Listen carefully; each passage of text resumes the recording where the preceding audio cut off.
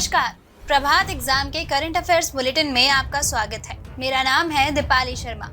अगले आधे घंटे में आपके पास होंगी देश और विदेश के वे सभी करंट अफेयर्स जो परीक्षा की दृष्टि से महत्वपूर्ण है।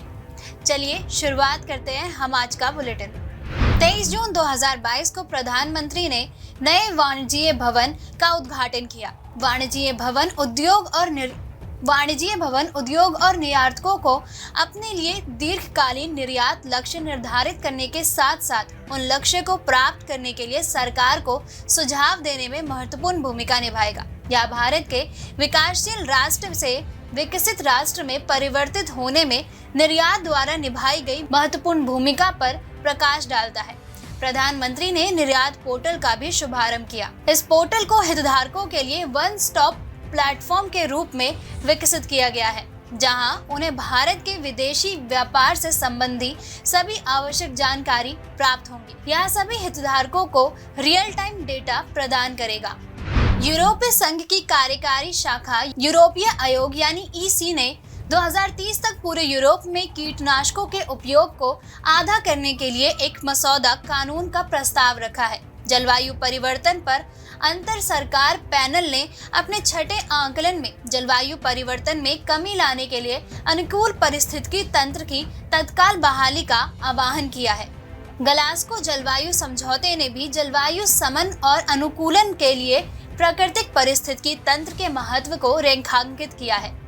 यूरोपीय संघ 2011 और 2020 के बीच यूरोपीय संघ की जैव विविधता रणनीति के अनुसार जैव विविधता के क्षति को रोकने में सफल नहीं रहा, जिसका शैक्षणिक लक्ष्य 2020 तक कम से कम 15% निम्नीकृत पारिस्थितिकी तंत्र को बहाल करना था। हाल ही में रूस द्वारा बेलारूस को इस्कंदर-M मिसाइल सिस्टम स्थानांतरित करने की घोषणा की गई है। इस मिसाइल प्रणाली के परमाणु और पारंपरिक संस्करणों में बैलिस्टिक या क्रूज मिसाइलों का उपयोग किया जा सकता है। इस्कंदर-M मिसाइल प्रणाली को नाटो द्वारा SS-26 स्टोन के रूप में कोड नेम दिया गया है। रूस इस्कंदर-M शब्द का प्रयोग ट्रांसपोर्टर इरेक्टर लॉन्च सिस्टम के साथ साथ उसके द्वारा दागी गई कम दूरी की बैलिस्टिक मिसाइल को परिभाषित करने हेतु करता है। इस प्रणाली का उपयोग जमीन से प्रक्षेपित क्रूज मिसाइलों जैसे SS-7 और SS-8 को फायर करने के लिए किया जा सकता है। इस प्रणाली को विशेष रूप से रूसी सेना द्वारा उपयोग किया जाता है। वर्ष 1996 में इसे पहली बार सफलतापूर्वक लॉन्च किया गया था। हाल ही में ईरान द्वारा जूल जाना नामक एक ठोस ईंधन वाला रॉकेट लॉन्च किया गया है। जूल जाना 25.5 मीटर लंबा ईरानी सैटेलाइट लॉन्च व्हीकल है। यह 220 किलोग्राम के पेलोड या उपग्रह को पृथ्वी से 500 किलोमीटर ऊपर स्थित कक्षा में ले जाने में सक्षम है। ये सैटेलाइट लो अर्थ ऑर्बिट से डेटा एकत्र करने के साथ साथ ईरान के अंतरिक्ष उद्योग को बढ़ावा देगा। यह पहला स्वदेशी रूप से डिजाइन और स्वदेशी रूप से निर्मित हाइब्रिड ईंधन उपग्रह प्रक्षेपण यान है। यह साफिर और सिमोर्ग के बाद ईरान में विकसित तीसरा नागरिक उपग्रह प्रक्षेपण यान है। जूल जाना रॉकेट का 1 फरवरी 2021 को अनावरण किया गया था। इसे 1 फरवरी 2021 को ही पहले टेलीमोटरी और परीक्षण उद्देश्यों हेतु उपकक्षीय उड़ान में लॉन्च किया गया था। इस रॉकेट का नाम इमाम हुसैन के घोड़े के नाम पर रखा गया है। भारत के विदेश मंत्री एस जयशंकर और यूके के उनके समकक्ष लिज ट्रांस ने संयुक्त भारत यूके राष्ट्रमंडल राजनयिक अकादमी कार्यक्रम शुरू करने की योजना की घोषणा की है।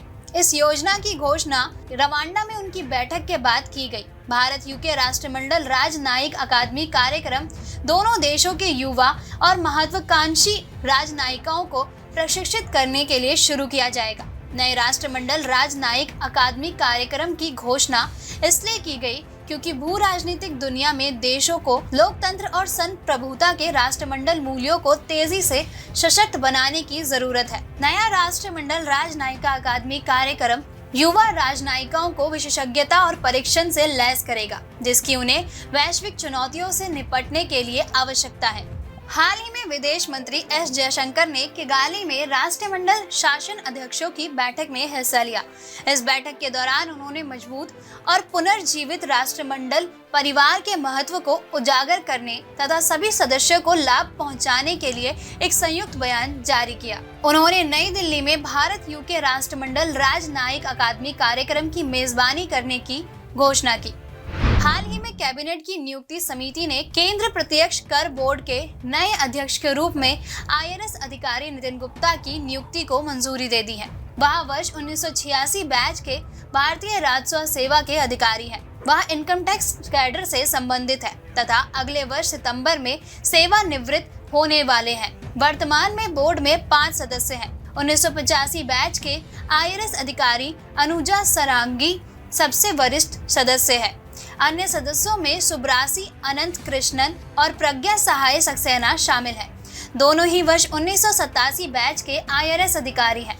वर्ष 1963 के केंद्रीय राजस्व बोर्ड अधिनियम के माध्यम से केंद्रीय वित्त मंत्रालय के राजस्व विभाग के अधीन 2 संस्थाओं केंद्रीय प्रत्यक्ष कर बोर्ड और केंद्रीय उत्पाद शुल्क एवं सीमा शुल्क बोर्ड का गठन किया गया था। इसमें से CDDT प्रत्यक्ष करों से संबंधित नीतियों तथा योजनाओं के संबंध में महत्वपूर्ण इनपुट प्रदान करने के साथ साथ आयकर विभाग की सहायता से प्रत्यक्ष करों से संबंधित कानूनों को प्रशासित करता है। हाल ही में डेयरी और पशुपालन मंत्रालय द्वारा बेंगलुरु में one health pilot project launch किया गया। वन हेल्थ पायलट प्रोजेक्ट को भारतीय उद्योग परिसंघ यानी CII और bill and Melinda Gates foundation के कार्यान्वयन भागीदारों के रूप में पशुपालन एवं डेयरी विभाग द्वारा शुरू किया गया। वन हेल्थ पायलट प्रोजेक्ट भविष्य में कोविड-19 महामारी जैसी जेनेटिक बीमारी के प्रकोप को रोकने के लिए समाधान प्रस्तुत करने हेतु मानव, पशु तथा पर्यावरण स्वास्थ्य के हितधारकों को एक मंच पर लाएगा। इस पायलट प्रोजेक्ट की सफलता से केंद्र को राष्ट्रीय वन हेल्थ रोड मैप विकसित करने में मदद मिलेगी। रोड मैप बेहतर प्रतिक्रिया तंत्र और प्रबंधन से लैस होगा, जिसमें दुनिया की सर्वोत्तम प्रथाओं को भी शामिल किया जाएगा। Bill and Melinda Gates foundation एक अमेरिकी निजी फाउंडेशन है, जिसे वर्ष 2000 में बिल गेट्स और मेलिंडा फ्रेंच गेट्स द्वारा लॉन्च किया गया था। यह सिएटल, वॉशिंगटन में स्थित है। भारतीय उद्योग परिसंघ यानी CII सलाहकार और परामर्श संबंधी प्रक्रियाओं के माध्यम से भारत के विकास, उद्योग, सरकार व नागरिक समाज के बीच साझेदारी के लिए अनुकूल वातावरण बनाने का काम करता है। हाल ही में भारत ने स्वदेशी रूप से डिजाइन किए गया Abhyas high speed expendable aerial target का उड़ीसा में सफलतापूर्वक परीक्षण किया। यह परीक्षण रक्षा अनुसंधान और विकास संगठन यानी DRDO द्वारा उड़ीसा के चांदीपुर में एकीकृत परीक्षण रेंज से किया गया। अभ्यास को DRDO के वैमानिकी विकास प्रतिष्ठान यानी ADE द्वारा डिजाइन और विकसित किया गया है।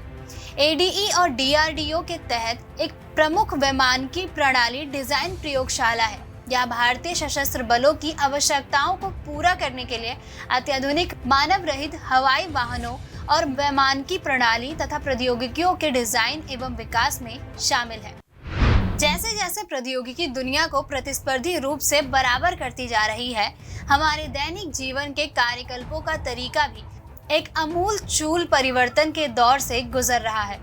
इसने देश में विभिन्न हितधारकों को अलग अलग तरह से प्रभावित किया है, जिसमें स्पष्ट रूप से विजित और पराजित दोनों शामिल हैं। ई-कॉमर्स प्लेटफॉर्म की एक विस्तृत श्रृंखला की उपलब्धता के साथ जीवन अधिक सुविधाजनक और आसान हो गया है, लेकिन विहित परिदृश्य को देखें तो पता चलता है कि भारी छूट और कैशबैक जैसी रणनीति के साथ ई-कॉमर्स दिग्गज कंपनियों ने लघु एवं मध्य ऑनलाइन व्यवसायियों को व्यापक नुकसान पहुंचाया है। इस संदर्भ में ई-कॉमर्स और इसकी कार्य प्रणाली पर विचार करना महत्वपूर्ण होगा। आपको बता दें, ई-कॉमर्स शब्द एक ऐसा व्यवसाय मॉडल को संदर्भित करता है जो कंपनियों और व्यक्तियों को इंटरनेट में वस्तुओं एवं सेवाओं की खरीद बिक्री की अनुमति देता है। ई-कॉमर्स लेन देन के माध्यम से किताब, संगीत, हवाई जहाज का टिकट, स्टॉक निवेश एवं ऑनलाइन बैंकिंग जैसी वित्तीय सेवाओं सहित लगभग हर काल्पनीय उत्पाद और सेवा उपलब्ध है। इसकी ऐसी व्यापकता के कारण इसे अत्यंत विघटनकारी प्रौद्योगिकी माना जाता है। 5G प्रौद्योगिकी और ऑप्टिकल फाइबर। 5G औद्योगिक बहुत जल्द ही भारत में अपनी पैठ बनाने जा रहा है। भारत के शीर्ष स्मार्टफोन निर्माताओं ने इसके स्वागत में 5G क्षमता युक्त फोन भी जारी कर दिया है। 117 करोड़ से अधिक दूरसंचार उपयोगकर्ताओं और 82 करोड़ से अधिक इंटरनेट ग्राहकों के साथ भारत डिजिटल उपयोगकर्ताओं के लिए सबसे तेजी से विकास करता बाजारों में से एक है। भौतिक और पारंपरिक अवसंरचनाओं के साथ समेकित रूप से एकीकृत डिजिटल अवसंरचना भारत का विकास गाथा और आत्मनिर्भरता की ओर देश की तेज बढ़त के लिए महत्वपूर्ण है। आपको बता दें, डिजिटल इंडिया परियोजना को समावेशी बनाने के लिए इंटरनेट कनेक्टिविटी महत्वपूर्ण है। इसके साथ ही देश के दूरस्थ हिस्सों तक में ऑप्टिकल फाइबर का व्यापक उपयोग यह सुनिश्चित करने के लिए महत्वपूर्ण है कि कोई भी इस प्रयास में पीछे न छूट जाए। इस संदर्भ में 5G और ऑप्टिकल फाइबर की बुनियादी बातों से अवगत होना हमारे लिए प्रासंगिक होगा। 10वीं अनुसूची की प्रासंगिकता। वर्ष 1985 में संविधान में 10वीं अनुसूची को शामिल किए जाने के बावजूद विधानमंडल सदस्यों द्वारा अपने कार्यकाल के दौरान राजनीतिक दल बदलने जाने का अभ्यास आज भी बेरोक-टोक जारी है। 10वीं अनुसूची को आमतौर पर दल बदल विद्रोही कानून के रूप में जाना जाता है और इसका उद्देश्य कार्यकाल के दौरान विधानमंडल सदस्यों द्वारा राजनीतिक दल बदलने जाने के अभ्यास पर रोक लगाना था। महाराष्ट्र में हाल के राजनीतिक संकट और इससे पूर्व के अन्य कई दृष्टांत इस बात की ताकीद करते हैं कि 10वीं अनुसूची क्या कर सकती है और क्या नहीं। आपको बता दें, दल बदल विरोधी कानून एक राजनीतिक दल छोड़कर दूसरे राजनीतिक दल में शामिल होने के लिए संसद या राज्य विधानमंडल सदस्यों को दंडित करता है। संसद ने इसे वर्ष 1985 में 52वें संशोधन अधिनियम के माध्यम से 10वीं अनुसूची के रूप में संविधान में शामिल किया था। इसका उद्देश्य था सदस्यों द्वारा राजनीतिक संबद्धता बदलने की बढ़ती प्रवृत्ति पर रोक लगाना और इस प्रकार सरकारों के लिए स्थिरता लाना या किसी अन्य राजनीतिक दल में दल बदल के आधार पर निर्वाचित सदस्यों की अयोग्यता के प्रबंधों को निर्धारित करता है। वर्ष 1967 के आम चुनावों के बाद निर्वाचित सदस्यों द्वारा दल बदलने से कई राज्य सरकारों के पतन की प्रक्रिया में इस अधिनियम को लाया गया। विश्व व्यापार संगठन का अपीलीय निकाय। हाल ही में संपन्न 12वें मंत्री स्तरीय सम्मेलन में विश्व व्यापार संगठन के अपीलीय निकाय, जो कि वर्ष 2019 से महत्वपूर्ण बनी हुई है, को पुनर्जीवित करने हेतु कोई चर्चा नहीं हुई। आपको बता दें, विश्व व्यापार संगठन की स्थापना मुक्त व्यापार करने हेतु नियम बनाने के साथ साथ बहुपक्षीय व्यापारों की निगरानी और प्रशंसा के लिए बातचीत हेतु एक मंच प्रदान करने को की गई थी। इसके प्रमुख उद्देश्यों में से एक वैश्विक व्यापार के लिए न्यायालय के रूप में कार्य करके अपने सदस्यों की शिकायतों का समाधान करना था। 1995 में स्थित अपीलीय निकाय समिति 4 साल के कार्यकाल के साथ 7 सदस्यों की एक स्थायी समिति है, जो विश्व व्यापार संगठन के सदस्यों द्वारा लाए गए व्यापार से संबंधित विवादों में पारित निर्णयों के विरुद्ध अपील की अध्यक्षता करती है। विवाद तब उत्पन्न होता है जब एक सदस्य देश यह देखता है कि कई अन्य सदस्य देश विश्व व्यापार संगठन में किए गए व्यापार समझौते का उल्लंघन कर रही है। 14वां ब्रिक्स शिखर सम्मेलन। हाल ही में भारत के प्रधानमंत्री ने 14वें ब्रिक्स शिखर सम्मेलन में भाग लिया, जिसकी वर्चुअली मेजबानी चीन द्वारा की गई थी। 14वें ब्रिक्स शिखर सम्मेलन का विषय था उच्च गुणवत्ता वाली ब्रिक्स साझेदारी को बढ़ावा देना, वैश्विक विकास के लिए एक नए युग की शुरुआत करना। संयुक्त अरब अमीरात, सऊदी अरब, मिस्र, Kazakhstan, Indonesia, Argentina, Nigeria, Senegal और थाईलैंड सहित देशों के मंत्रियों के साथ मुख्य बैठक के हिस्से के रूप में ब्रिक्स प्लस अभ्यासी सम्मेलन भी आयोजित किया गया था।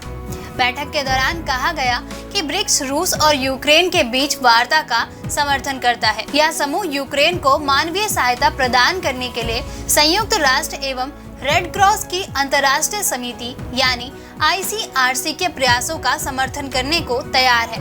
देशों ने तालिबान द्वारा नियंत्रित अफगानिस्तान की स्थिति के बारे में भी चिंता व्यक्त की। राजस्थान का मेनार पक्षी गांव बनेगा आर्द्रभूमि। विभिन्न संरक्षण प्रयासों के बाद पक्षी गांव के रूप में मान्यता प्राप्त उदयपुर जिले के मेनार गांव को राजस्थान की नई आर्द्रभूमि के रूप में अधिसूचित किया जाना तय किया गया है। इससे मेवाड़ क्षेत्र के इस ग्रामीण क्षेत्र को रामसर स्थल का दर्जा मिलने का मांग प्राप्त हुआ है।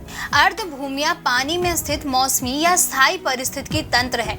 इसमें दलदल, नदियां, झीलें, डेल्टा, बाढ़ के मैदान और बाढ़ के जंगल, चावल के खेत, प्रबल भीतियां, समुद्री क्षेत्र के अलावा मानव निर्मित आर्द्रभूमि जैसे अपशिष्ट जल उपचार तालाब एवं जलाशय आदि शामिल होते हैं। आपको बता दें, अर्धभूमियां हमारे प्राकृतिक पर्यावरण का महत्वपूर्ण हिस्सा है। यह बाढ़ की घटनाओं में कमी लाती है, तटीय इलाकों की रक्षा करती है, साथ ही प्रदूषकों को अवशोषित कर पानी की गुणवत्ता में सुधार करती है। अर्धभूमि मानव और पृथ्वी के लिए महत्वपूर्ण है। 1 बिलियन से अधिक लोग जीवन यापन के लिए उन पर निर्भर हैं और दुनिया की 40% प्रजातियां अर्धभूमि में रहती है तथा प्रजनन करती है। यह भोजन, कच्चे माल, दवाओं के लिए आनुवंशिक संसाधनों और जल विद्युत के महत्वपूर्ण स्रोत है।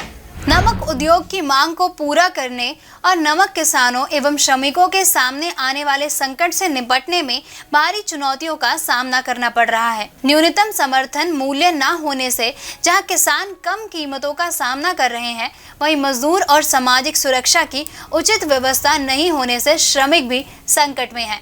आपको बता दें, अमेरिका और चीन के बाद दुनिया में नमक के उत्पादन में भारत तीसरे स्थान पर है।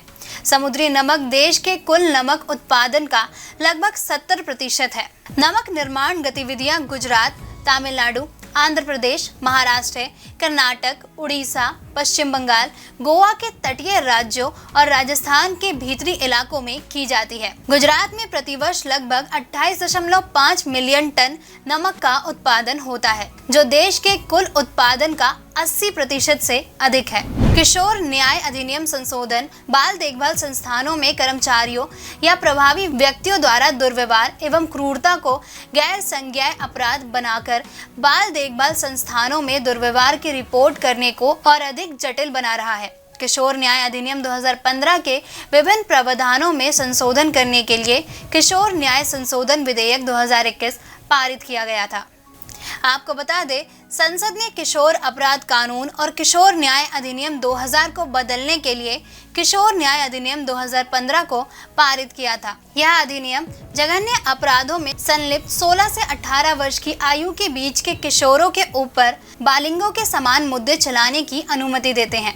इस अधिनियम में गोद लेने के लिए माता पिता की योग्यता और गोद देने की पद्धति को शामिल किया गया है। अधिनियम ने हिंदू दत्तक ग्रहण और रखरखाव अधिनियम 1956 और वार्ड के संरक्षण अधिनियम 1890 को अधिक सार्वभौमिक रूप से सुलभ दत्तक कानून के साथ बदल दिया। हाल ही में भारतीय कंप्यूटर इमरजेंसी रिस्पांस टीम ने मानदंड जारी किए, जिसके तहत VPN यानी वर्चुअल प्राइवेट नेटवर्क प्रदाताओं को अपने ग्राहकों की व्यक्तिगत जानकारी दर्ज करनी होती है, जिसमें सेवा का उपयोग करने का उद्देश्य भी शामिल है, जो 5 साल के लिए होगा। CERT-in भारतीय साइबर स्पेस को सुरक्षित करने के उद्देश्य से इलेक्ट्रॉनिक्स और सूचना प्रौद्योगिकी मंत्रालय का एक संगठन है। आपको बता दें, VPN वर्चुअल प्राइवेट नेटवर्क है, जो सार्वजनिक नेटवर्क का उपयोग करते समय एक संरक्षित नेटवर्क कनेक्शन स्थापित करने के अवसर का वर्णन करता है। VPN इंटरनेट ट्रैफिक को एन्क्रिप्ट करते हैं और उपयोगकर्ता की ऑनलाइन पहचान को छिपाते हैं। इससे तृतीय पक्ष के लिए ऑनलाइन गतिविधियों को ट्रैक करना एवं डेटा चोरी करना अधिक कठिन हो जाता है। हाल ही में अमेरिका और उसके सहयोगी देशों ऑस्ट्रेलिया, न्यूजीलैंड, जापान तथा यूनाइटेड किंगडम ने ब्लू पैसिफिक क्षेत्र के छोटे द्वीप राष्ट्रों के साथ प्रभावी एवं कुशल सहयोग के लिए partners in the blue Pacific नामक एक नई पहल शुरू की है। PBP का उद्देश्य जलवायु संकट, संपर्क और परिवहन, समुद्री सुरक्षा एवं सुरक्षा, स्वास्थ्य, समृद्धि तथा शिक्षा के क्षेत्रों में सहयोग को बढ़ावा देना है। PBP प्रशांत द्वीपों का समर्थन करने और क्षेत्र में राजनयिक आर्थिक संबंधों को बढ़ावा देने के लिए 5 देशों का अनौपचारिक तंत्र है। यह निकट सहयोग के माध्यम से प्रशांत क्षेत्र में समृद्धि, लचीलापन और सुरक्षा बढ़ाने पर केंद्रित है।